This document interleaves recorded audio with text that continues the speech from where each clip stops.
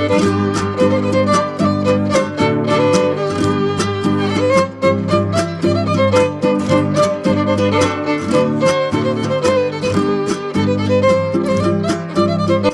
welcome to Arted India, the cultural classroom, creative curriculum in focus.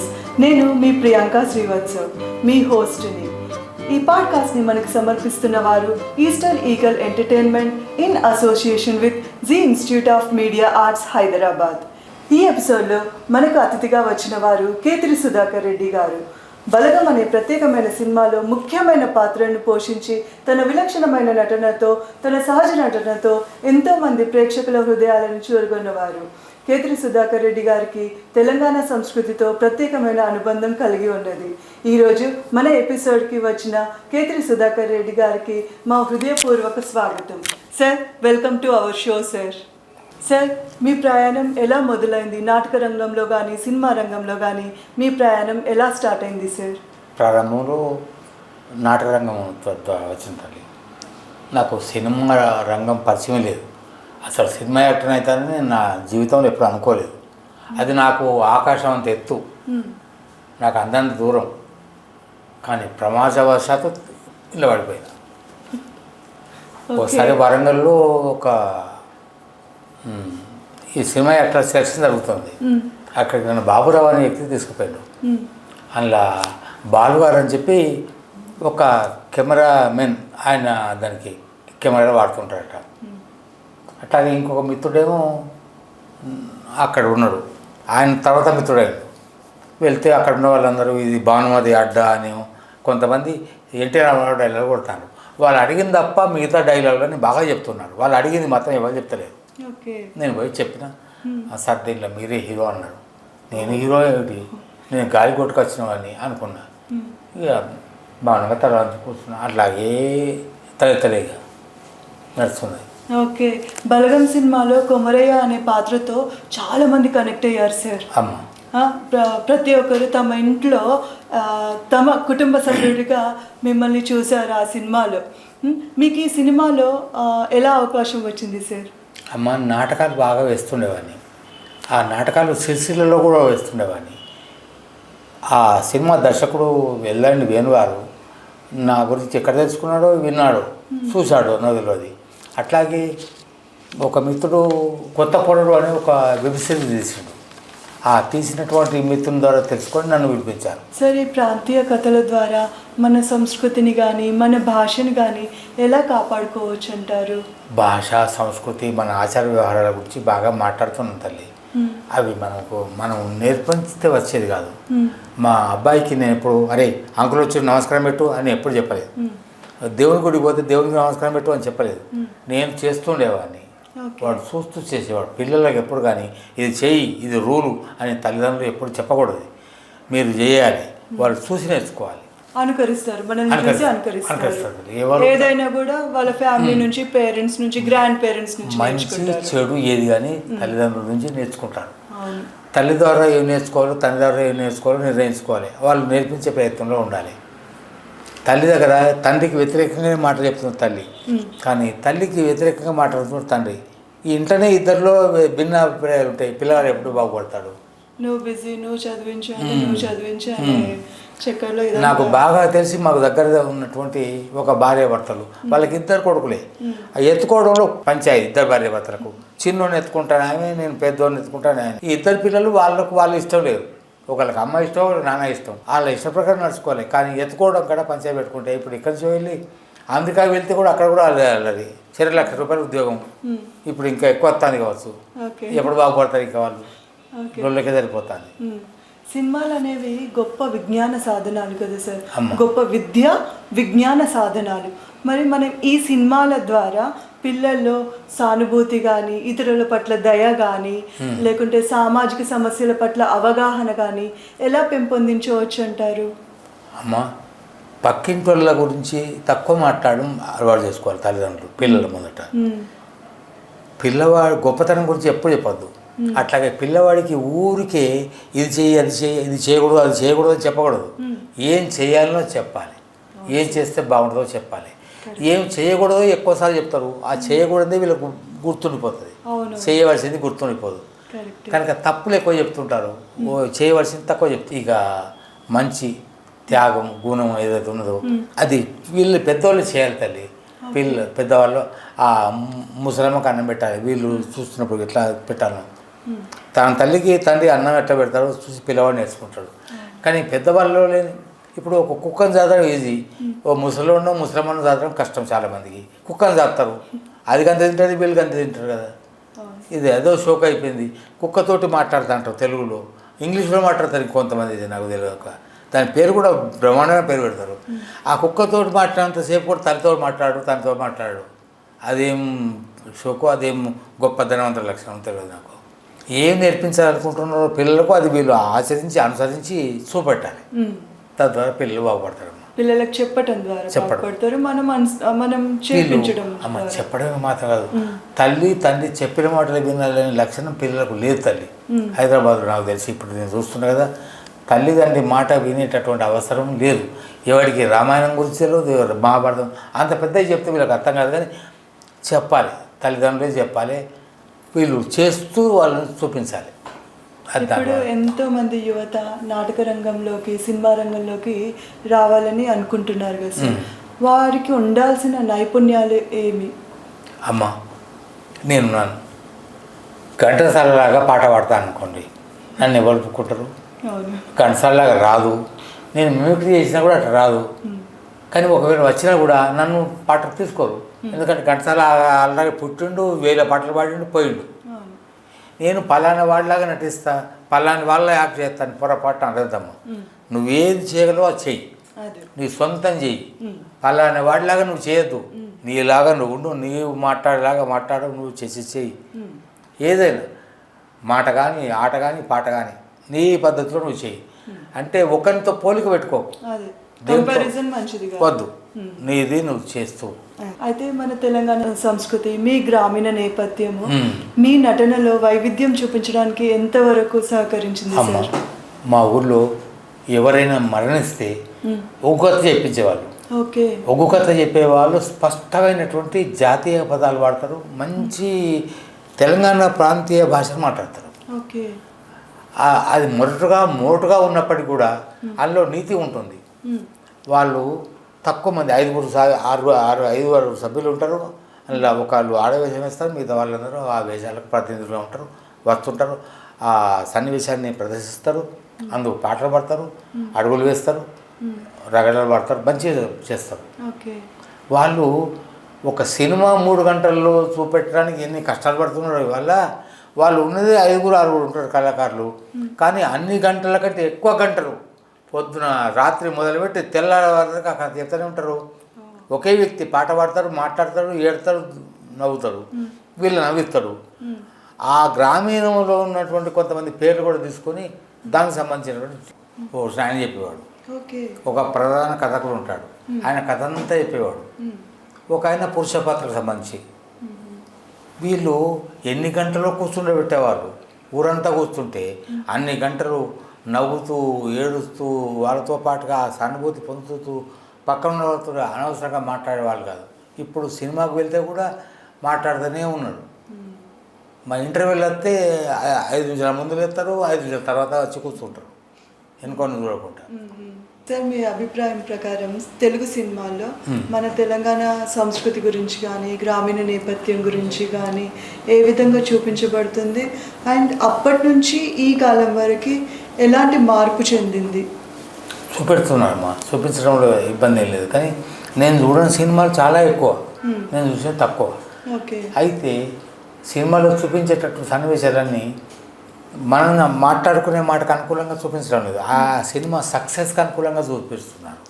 దానికి ఎట్లా డబ్బులు రాబట్టవచ్చు, అది నిజం కాదు, అవాస్తవమే తల్లి, అసత్యమే కదా. నిజాన్ని నిజంగా చూపిస్తే సంతోషం, వాళ్ళందరూ ధన్యవాదాలు. కానీ కింద బాంబులు ఏర్పాటు చేస్తే కార్లు పైకి పోవడం, నిజంగా కార్లు అంత దూరం పోవట, ఆ బాంబులు పెట్టేవాళ్ళు చెప్పారు నాకు కొంతమంది. ఏ బాంబు పెట్టినా అంత ఎగరపోయేదనక, అది అబద్ధం కదా. పైగా సర్కస్ చూడడానికి సర్కస్ వెళ్ళేవాళ్ళు, నాటకం చూడడానికి నాటకానికి వెళ్ళేవాళ్ళు. సర్కస్ను నాటకాన్ని కలిపి చూపెడుతున్నారు సినిమాలు. అది ఇది కలిసి ఉండవు. కానీ సత్యం నేర్చుకోవడానికి సత్యం చూడడానికి ఇష్టపడేటటువంటి వాళ్ళ సినిమాలు చూసి మంచి సినిమాని ఎంపిక చేసుకోవాలి తల్లి. ఓకే సార్, మీరు పరదా అనే సినిమాలో నటించారు, బాపు అనే సినిమాలో నటించారు. పరదా అనే సినిమా మహిళలు ఎంత ఇబ్బంది పడుతున్నారో కొన్ని ఆచార వ్యవహారాల వలన చూపించే తల్లి. ఇప్పటికి కూడా కొనసాగుతుంది కొన్ని చోట్ల.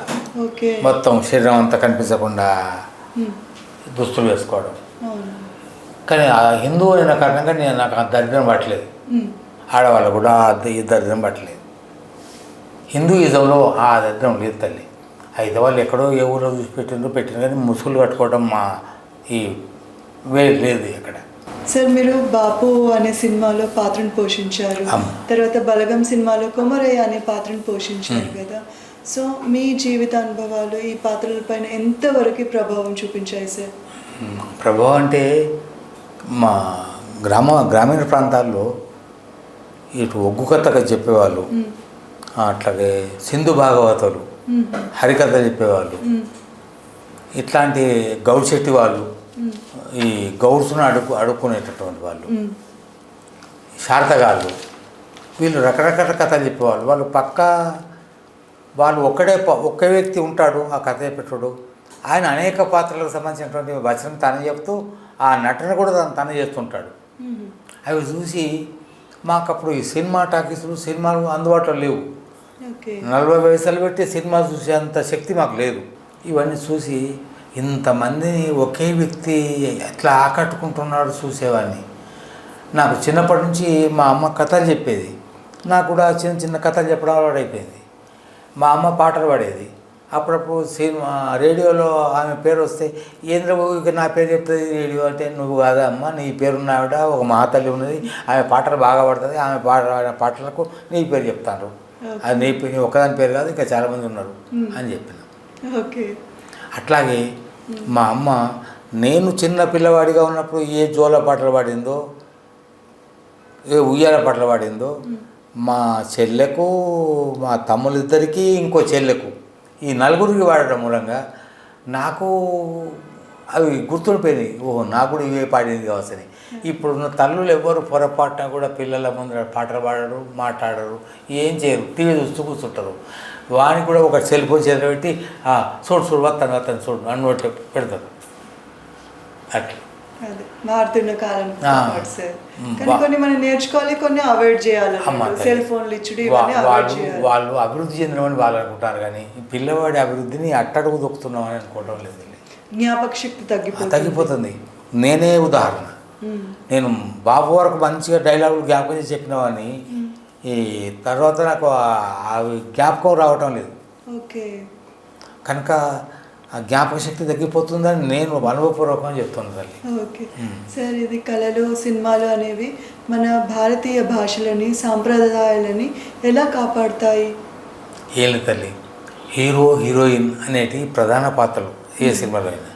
మిగతా పాత్రలన్నీ ఆ కథ నడవడానికి ఉపయోగపడతాయి. అయితే హీరో హీరోయిన్ చేసేటటువంటి కార్యక్రమాల్లో మన సాంప్రదాయాన్ని, మన ఆచారాన్ని, మన ఏం కావాలో అని మనం కోరుకుంటున్నామో అవి వాళ్ళతో చేయించాలి. అది చూసి ఓహో నేను ఇలాగా చేయాలి, నేను ఆమెలాగా చేయాలని ఆడపిల్లలు కానీ మగపిల్లలు కానీ అనుకొని అట్లా చేస్తారేమో అని ఆశ. అదే ఉన్నతంగా చూపించాలి. ఓకే సార్, ఇప్పుడు కొత్త విద్యా విధానం వచ్చింది, ఎన్ఈపి 2020 అన్నారు కదా. సో ఆ విద్యా విధానంలో భాగంగా ఆర్ట్స్ని కూడా వాళ్ళు ఇంటిగ్రేట్ చేశారనమాట, అందులో కలుపుతున్నారు థియేటర్ విద్యను కూడా. సో ఈ థియేటర్ విద్య అనేది విద్యా విధానంలో ఏ విధంగా మార్పును తీసుకువస్తుంది? కళలు కానీ, జానపద కళలు కానీ, మరియు థియేటర్ కానీ, విజువల్ ఆర్ట్స్ కానీ, సినిమా రంగం కానీ ఎలాంటి మార్పు తీసుకువస్తుంది? ఏం లేదు, C for cat, B for battle, A for apple. ఈ దరిద్రపు చదువు పోవాలి తల్లి. ఈ తిండికి ఆటకు మాత్రమే చెప్పేటటువంటి పాట చూడండి తెలుగులో. ఆ అమ్మ, ఆ ఆవు, ఇల్లు, ఈశ్వరుడు ఇట్లా చెప్పాలి తల్లి. ఈ పక్క పోయి తిండి తిండి ఆట, తిండి ఆట, ఇది ముఖ్యమా? ఈ వారి దృష్టి అంతా ఇదే. ఇప్పుడు ఒక వ్యక్తి గురించి మీ నాన్న పేరు ఏంటంటే చెప్పడానికి ఆలోచిస్తారని క్రికెటర్ పేరు చెప్పడుతుందో చెప్తారు పిల్లలు.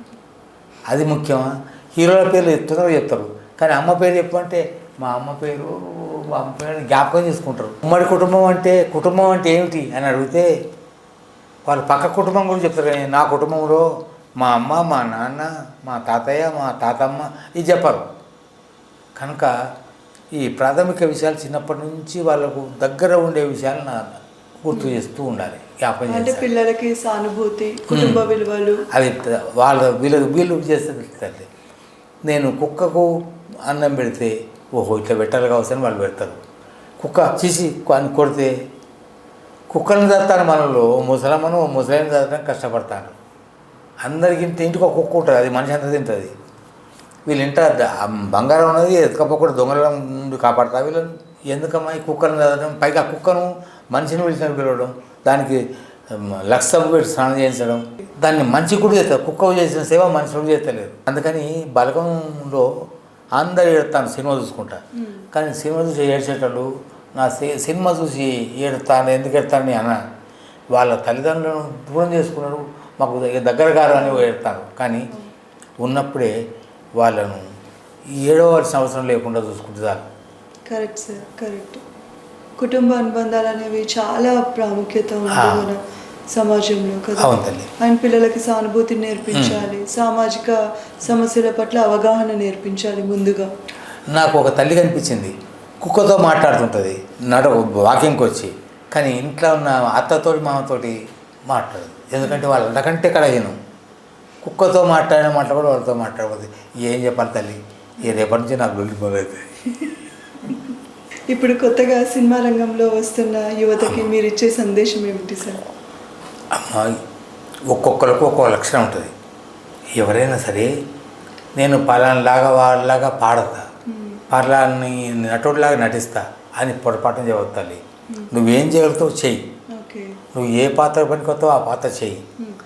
దాంతోపాటుగా కొద్దిగా ఏదన్నా పని నేర్చుకొని ఆ పని చేస్తూ నీ తిండి సంపాదించుకుంటూ దాంట్లోకి రా.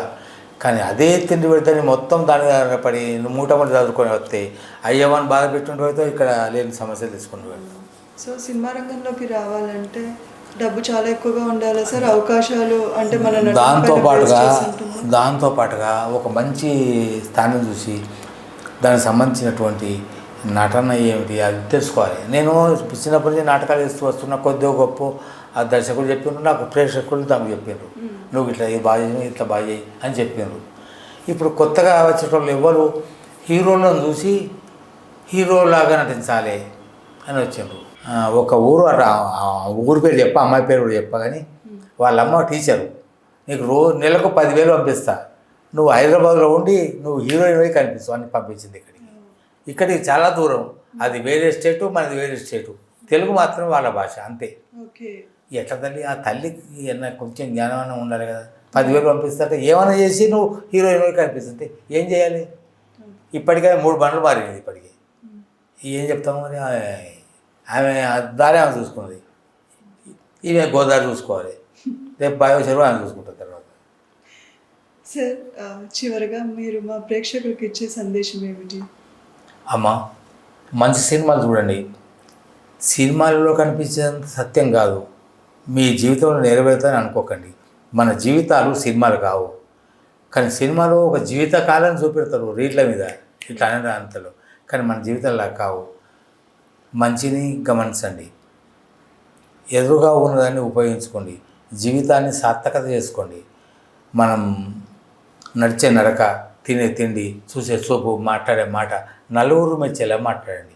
మీరందరూ సినిమాలో చూస్తున్న వాళ్ళందరూ మెచ్చేలాగా మాట్లాడుతున్నారు కదా యాక్టర్ అక్కడ, అదే మీరు కూడా మీ జీవితంలో అలా నలుగురు మెచ్చేలాగా ప్రయత్నం చేస్తూ పోండి, సక్సెస్ అవుతారు.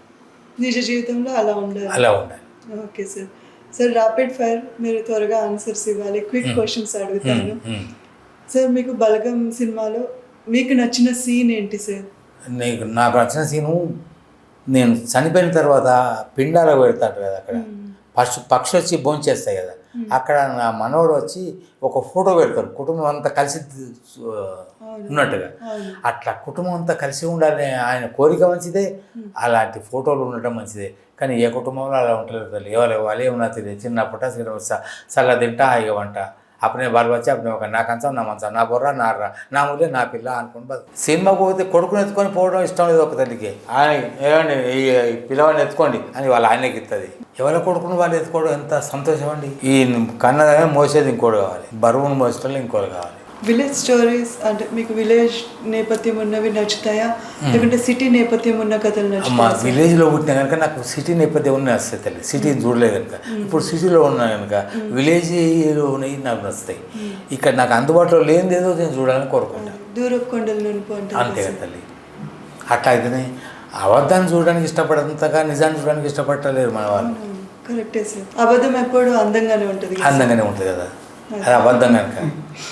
అవును సార్. మీకు నచ్చిన ఒక తెలుగు యాక్టర్? ఎస్ రంగారావు, సావిత్రి గారు. అమ్మ సావిత్రి గారిని ఆమె పరద మీద కనిపిస్తున్నప్పుడు ఆమె ముఖం ఎటు తిప్పితే అటు చూసేవాడిని. ఇట్లా అట్లా ఆమె ముఖం తప్ప ఆమె శరీరం వైపు ఎప్పుడు చూడలేదు. ఇప్పుడు ముఖం తప్ప అన్ని చూస్తాను తల్లి సినిమాలలో. ఎస్ రంగారావు గారు కూడా ఆయన అంత పెద్ద వయసు ఉండి అటు నాటక అనుభవం ఉండి ఆయన చిన్న మాటను కూడా స్పష్టంగా మాట్లాడుతున్న పెద్ద పెద్ద డైలాగులు చెప్తూ డైలాగులు చెప్పడం ఇష్టం కదా తల్లి. ఇప్పుడు సినిమాల్లో తెలుస్తున్నది, ఎన్ని అతుకు పెడుతున్నది, ఇవన్నీ నడుతున్నాయి. కానీ ఆయన నటన ఒక్క అక్షరానికి కూడా అభినయ తేడా చూపెడతాడు. అది గొప్ప విషయం తల్లి. 23 సార్లు చూసిన ఒక మాయాబజార్ సినిమా నేను అన్నిసార్లు చేసి చూడలేదు. ఇప్పుడు నా సినిమా అన్నిసార్లు చూస్తాను నేను. బలగం సినిమా చాలా బాగుంటుంది సార్. అంతే. కుటుంబ నేపథ్యం గురించి చాలా చాలా బాగా చూపించారు. అన్నదమ్ముల అనుబంధం, అక్క చెల్లెల అనుబంధము, భార్యాభర్తల అనుబంధము, తల్లిదండ్రులు. నాకు బిడ్డగా నటించిన చాలా బాగా నటించింది తల్లి. అలాగే అల్లుడు నటించిన ఆయన కూడా బాగా చేశాడు. చాలా ఉన్నతంగా చేశారు సార్ ప్రతి ఒక్కరు. సార్ మీరు ఒకవేళ యాక్టర్ కాకపోయి ఉంటే మీరు ఏ ప్రొఫెషన్ లో ఉండేవారు? నేను టీచర్ తల్లి. శిశుమందిర్ అనే ప్రైవేట్ స్కూల్లో టీచర్. నేను 3 సార్లు 10th ఫెయిల్. కానీ నా దగ్గర 10th ఫెయిల్ కాలే. నేను ఇంగ్లీషు లెక్కల్లో ఫెయిల్. ఎవడు ఇంగ్లీషు లెక్కలో ఫెయిల్ కాలే. 3 జడ్జీలు, ఒక 62 మంది సబ్ ఇన్స్పెక్టర్లు ఉన్నారు, ఒక 200 మంది కనుక మిలిటరీలో ఉన్నారు, ఒక 60 మంది డాక్టర్లు ఉన్నారు. పిల్లలు లేని వాళ్ళకు మేము పిల్లల్ని కనడం చెప్తామని తల్లి కూడా ఒక మరి నీకు లేదు తల్లి ఏంటంటే ఇట్లా అన్నది. అంతే, ఏం చేద్దాం. ఆమె ఇతరులకు సలహా ఇస్తుంది, ఆమెకి ఏం చేయరు. దేవుడు చూడాలి పై. సార్ మీకు నచ్చిన మీ పాత్రలలో ఒక మంచి డైలాగ్ మా వ్యూవర్స్ కోసం చెప్పగలరు? అమ్మ నేను పాత్ర డైలాగ్ చెప్పాలని నా మాట చెప్తాను. అమ్మ నిజాన్ని ప్రేమించండి, నిజాన్ని గ్రహించండి, నిజాన్ని చెప్పేటటువంటి సినిమాలు చూడండి. ఈ అబద్ధాలకు, అసత్యాలకు, అలంకరణలకు జోలికి వెళ్ళకండి. సినిమా అంటే మీ ఉద్దేశం ఏంటి సార్? నా సినిమా అంటే నా ఉద్దేశం చిన్న వస్తువునైనా పెద్దగా చూపించడం, చిన్న మాట అయినా పెద్దగా వినిపించడం. మనకు కనిపించేది పెద్దదే, వినిపించేది పెద్దదే, అనిపించేది పెద్దది. అది సత్యం అయి ఉంటే బాగుండు అని అనిపిస్తుంది అప్పుడు. Thank you sir. మీరు మా ప్రేక్షకులకు ఇచ్చిన విలువైన అభిప్రాయాలు, అనుభవాలు, సమాచారం ఎంతో బాగున్నాయి సార్. నిజమే, ఈ నేటి జీవన విధానంలో కుటుంబ విలువలకు ఎంతో ప్రాధాన్యత ఇవ్వాల్సిన అవసరం ఉందని మీరు చాలా బాగా చెప్పారు sir. Thank you so much. మా పాడ్కాస్ట్ సిరీస్కి వచ్చినందుకు మా కృతజ్ఞత అభినందనలు. కొంచెం కోపం వచ్చినా కూడా తమాయించుకోండి, శాంతంగా ఆలోచించండి. తప్పకుండా సార్, ఈ జనరేషన్కి అది చాలా అవసరం సార్, శాంతంగా ఉండటం. Thank you sir. Thank you Ketiri Sudhakar Reddy garu. Thank you.